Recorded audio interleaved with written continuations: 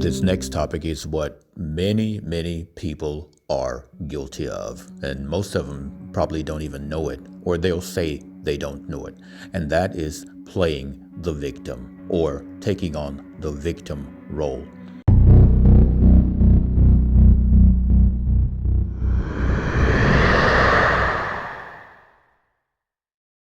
If you want to accomplish anything of worth in your life, then you must stop playing the victim role immediately. And this is what I'm talking about with the victim role. Those individuals who constantly complain about various things and feel themselves as always being at a disadvantage, and yet they never ever have I'll say a solution to what they are complaining about. Whether it's life, whether it's some politician making some decision, whether it's something that happened at work, whether it's something that happens at the church that they go to, or something dealing with their friends. It doesn't matter what the topic is. Life dealt them a bad hand of cards.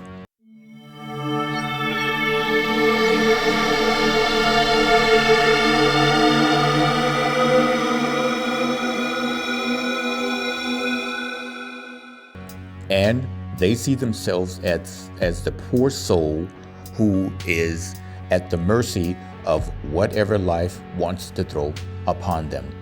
But here's the real bad part about the victim role.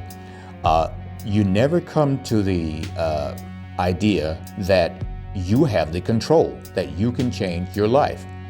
The reason that you never come to this idea is because you think that it's an outside force that is doing that. But it's not. It's not. It's just the way that you're seeing things. And this is internal. It's internal, everyone. But it can be changed. There's really no such thing as a victim unless one has this type of perception.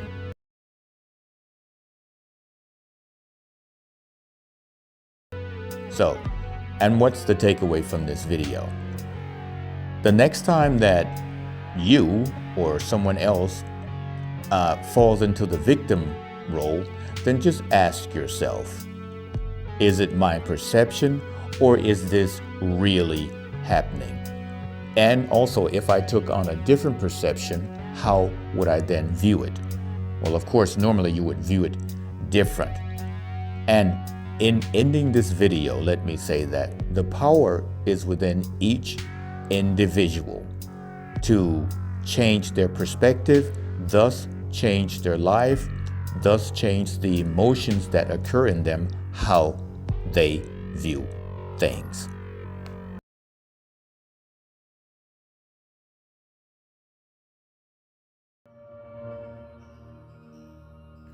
In this video, I am attempting to give you an idea of your subconscious mind, that which you possess, that which you can take advantage of, and that which you can use as your ally to produce anything in your life that you choose.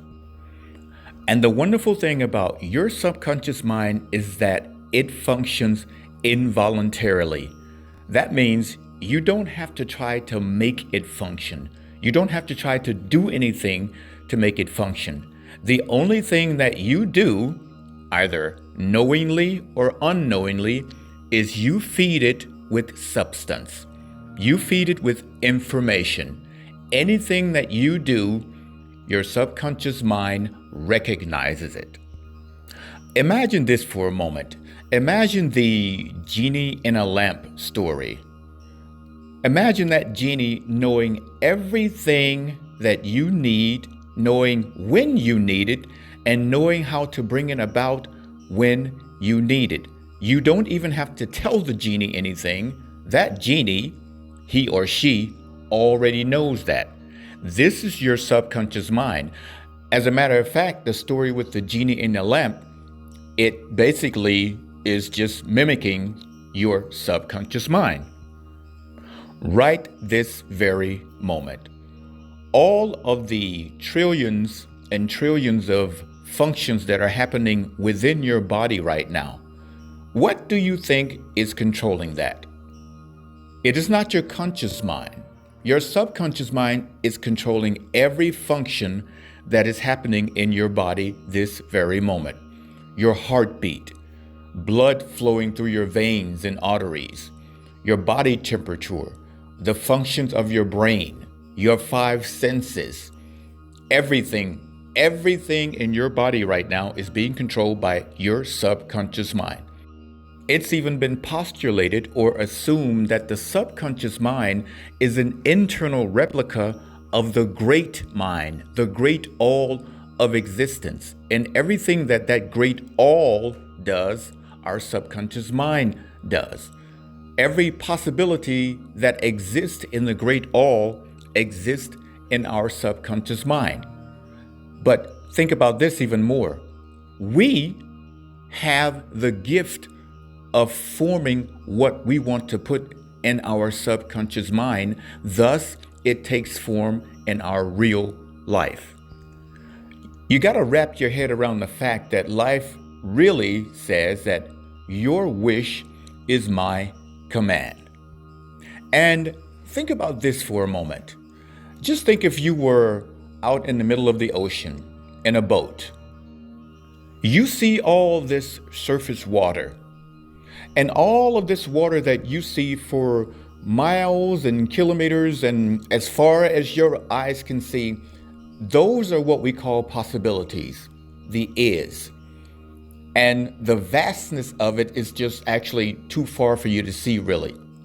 You can see to the horizon, so to speak. Now, think about this for a moment.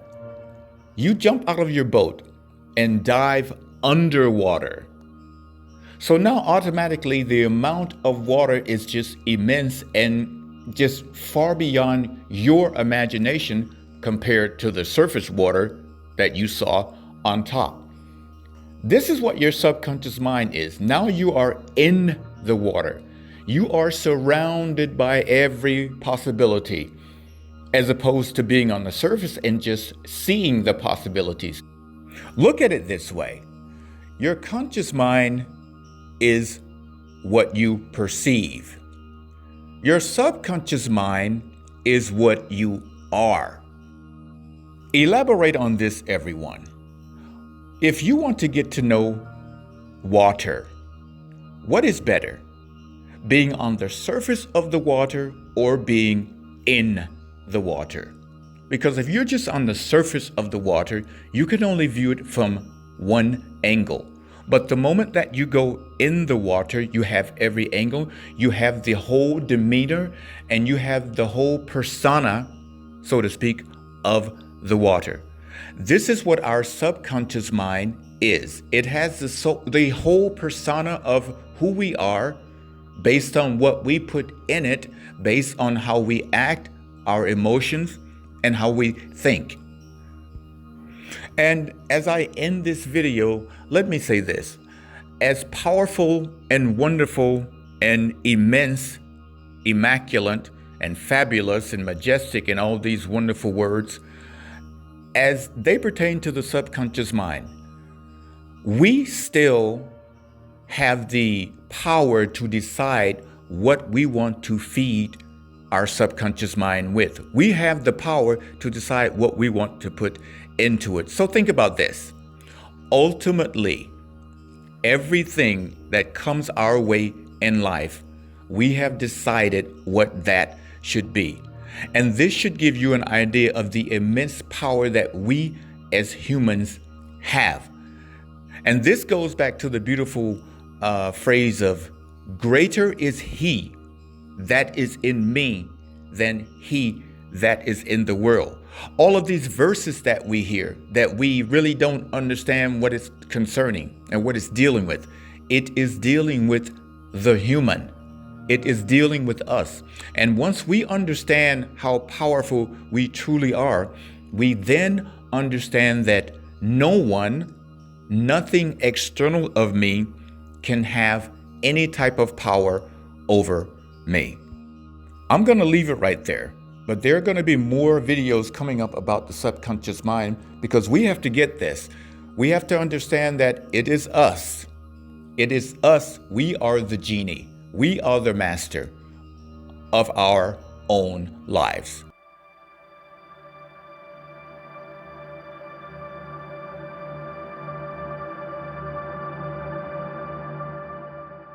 Now, we heard this term a lot, be yourself or being yourself.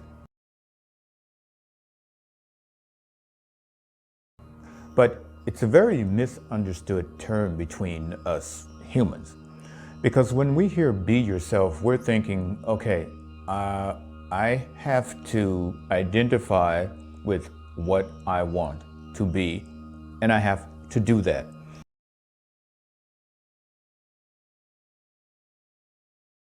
But being yourself goes a lot deeper than that. And you have to think in the context of your true nature, yourself. Okay, and we can only be ourselves. So in actuality, the term is a little bit, I'll say useless. But if we want to identify with the term of being ourselves, then we have to take it to the natural area, our nature side, and be that. Because they say, okay, be yourself and let others go their way. And this is the only thing that we can do anyway. So when we are occupied with the idea of being ourselves, we don't have to look for anything. We just do that.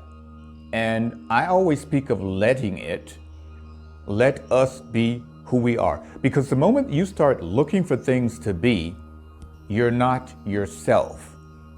You are in some type of superficial conditioning mode that our society has taught us. Because as soon as you try to be something, that's not what you are. So, and let's end it this way. If you are trying to be yourself, stop it. Because you are getting further away from the naturalness of who you are.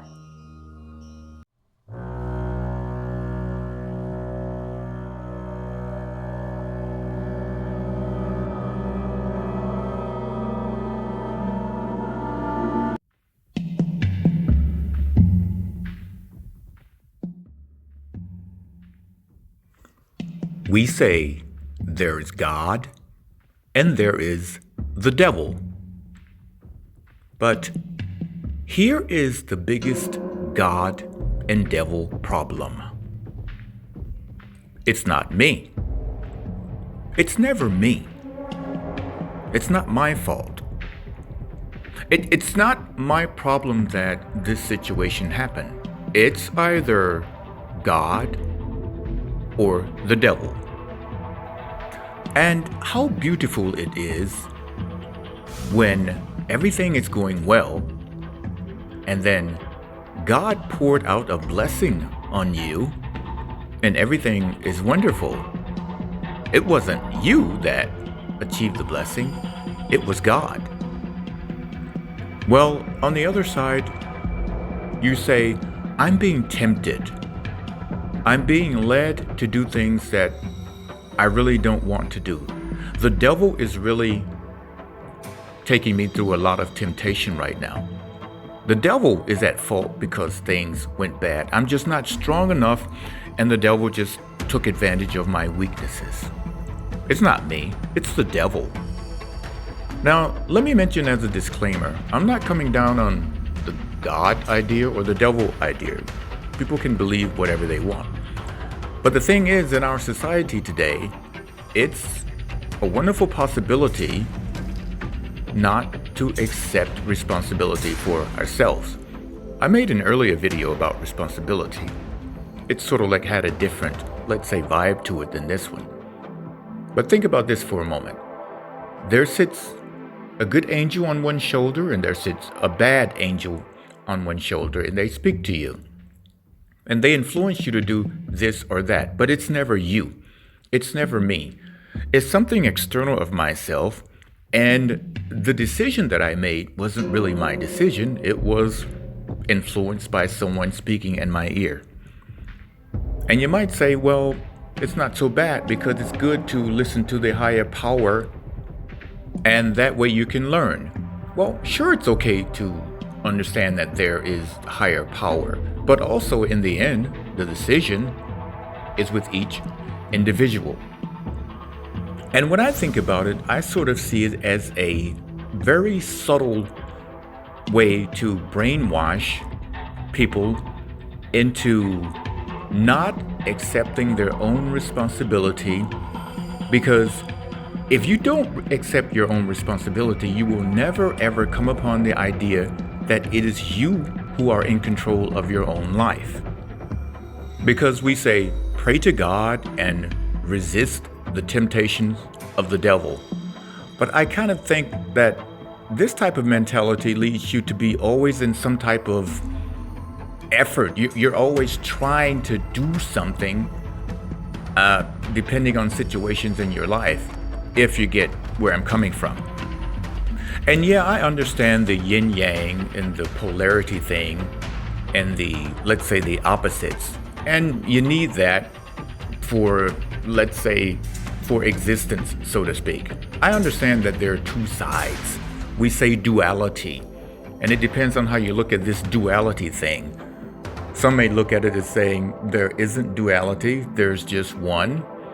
And some people say there is duality because without duality, there couldn't be anything, that thing that is.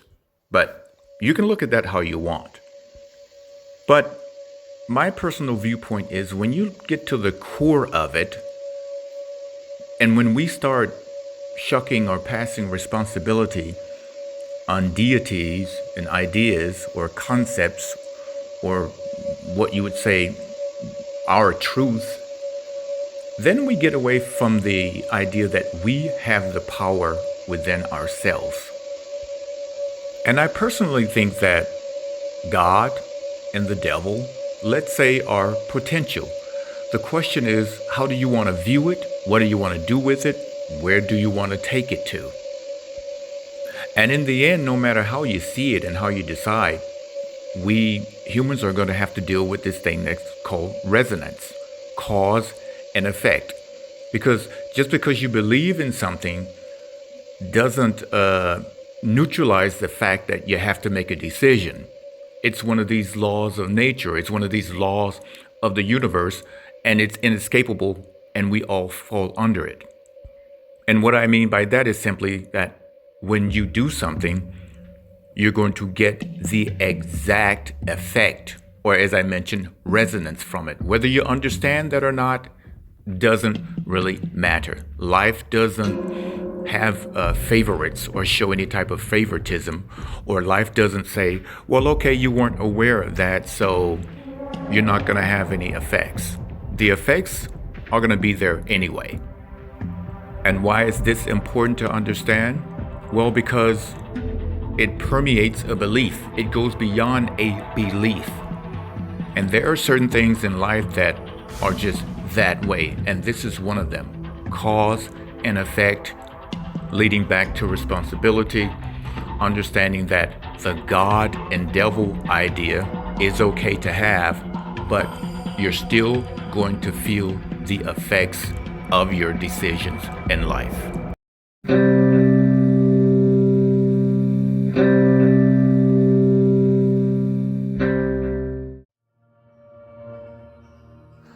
How can you convince your brain to assist you every time when it comes to manifesting?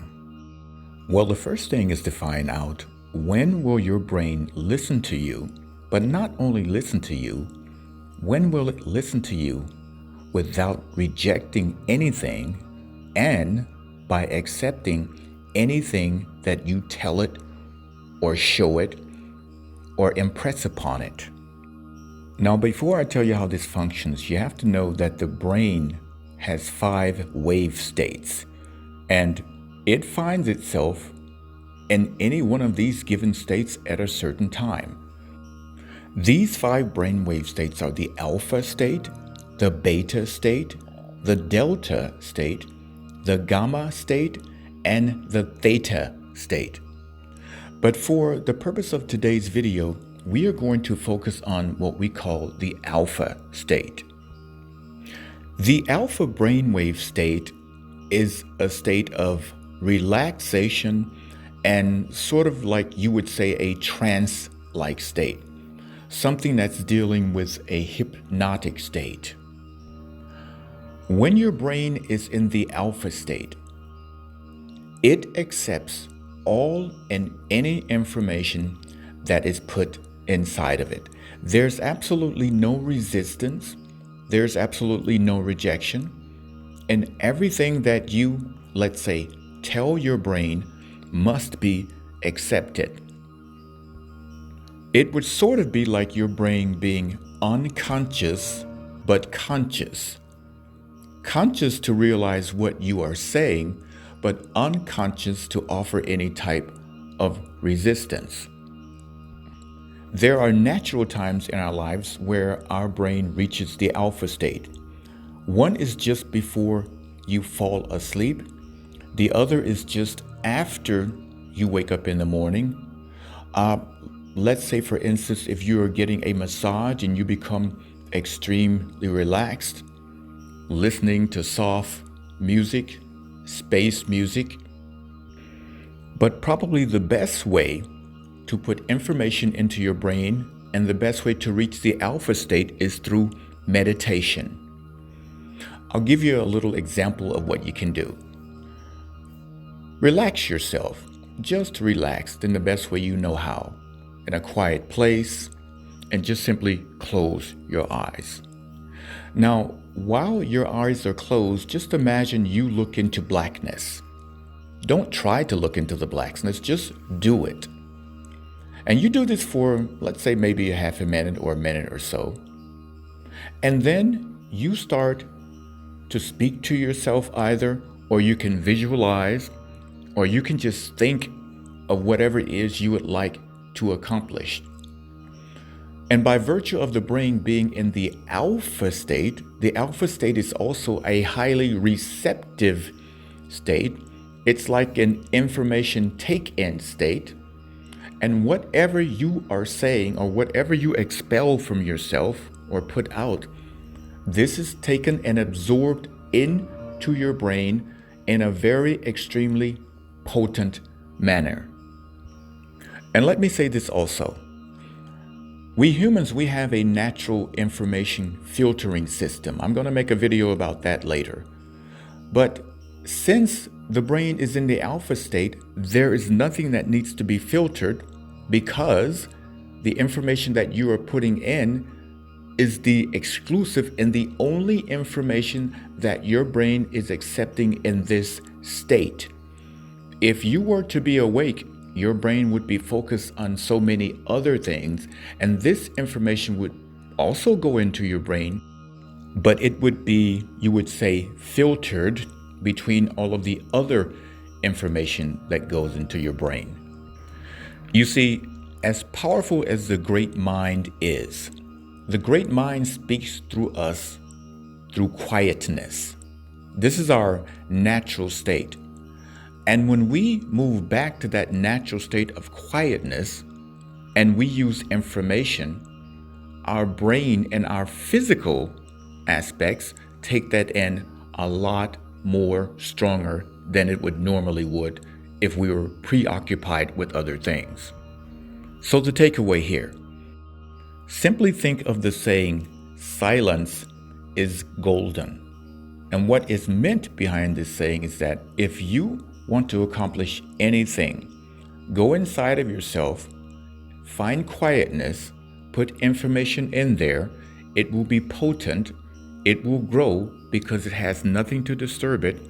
Let it go, and life will bring this to fruition. The only thing that you have to remember is that you are also going to have to bring some physical effort. Because think about this. Faith without works is dead.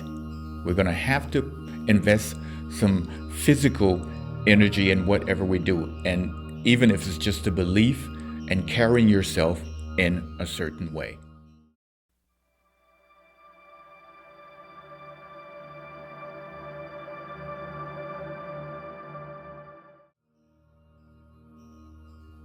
how can I give you something that I don't have? How is it possible for me to show you something that I am not? It's not possible. An orange is an orange. An orange is not an apple. But yet so many of us expect for people to give us things that they aren't. We expect people to be a certain way and they are not at that level. And then what we do is we talk about the people and ask ourselves questions like, why are they that way? Why do they act like this? Because that's who they are. Maybe they'll change later on down the road. Maybe they won't.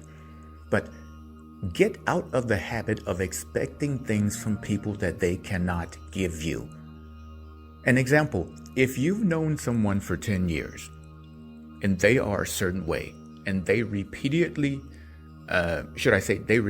show you who they are, then that's who they are. It will do you no good to complain about it, asking how come they do this. That is who they are right now. You can say in a way that they don't know any better. But so often, in commonplace, I hear people asking, why does a person do that? Or I don't know why they do that. Or how come they don't do this? Well, the answer to that question is because they do what they are accustomed to doing. They act how they are accustomed to acting. And the takeaway from this video is when you see people doing things on a constant basis over the many, many years, this is who they are, and you will not expect things from them, thus taking yourself out of your normal positive routine of being how you are. In other words, you'll be able to accept the people for who they are. And when you accept the people for who they are, you know them, they show you who they are. This is how you get to know people. This is how you get to know people, by accepting them how they are. Now, if they are acting in some type of detrimental way to you, then you put distance between yourself and the person. But even friends can be how they are. And either you accept it or you continue to live in the illusion that they will change according to how you think they should. But they're not going to do it. So, once more, the takeaway, learn to accept people for what they are. And it will be, in the long run, it'll be better for you, because this is how you get to know people. I hope you can do something with that. As I always say, do something for yourself and do something nice for those people who are acting the way they are.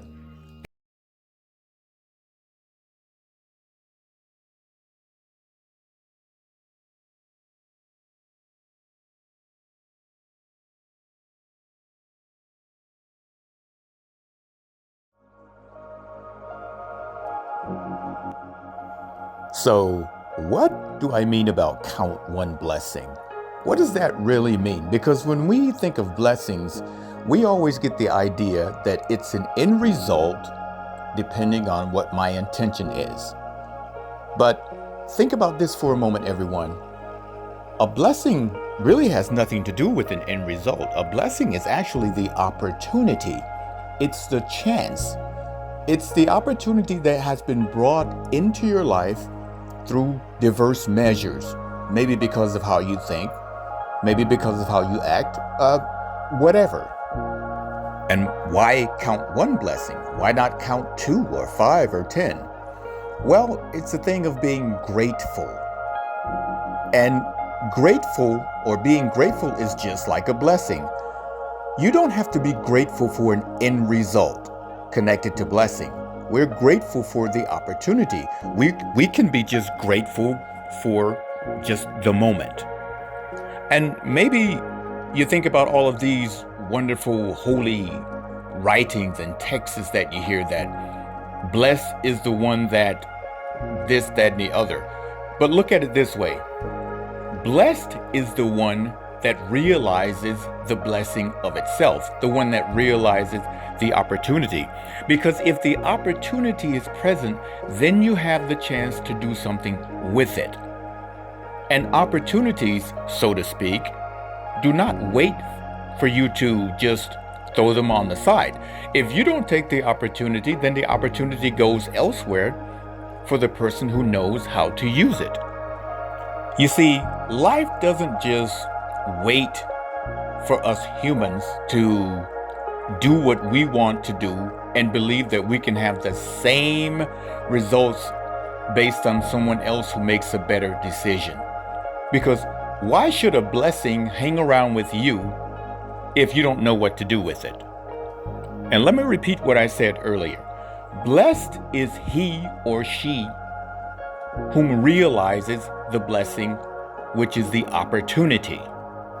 Now, you can sell this for something short if you want, but think about it for a moment, everyone. How many opportunities have you had in your life which led to something wonderful, or which led to the realization that you can do something wonderful? Let's say you went for a job interview. You see, the fact of you getting the job is not the blessing of itself. The opportunity for you to be able to get that job. Okay? Because the opportunity allowed you to get your foot in the door. Now it's possible for you to get any job, if you can follow me.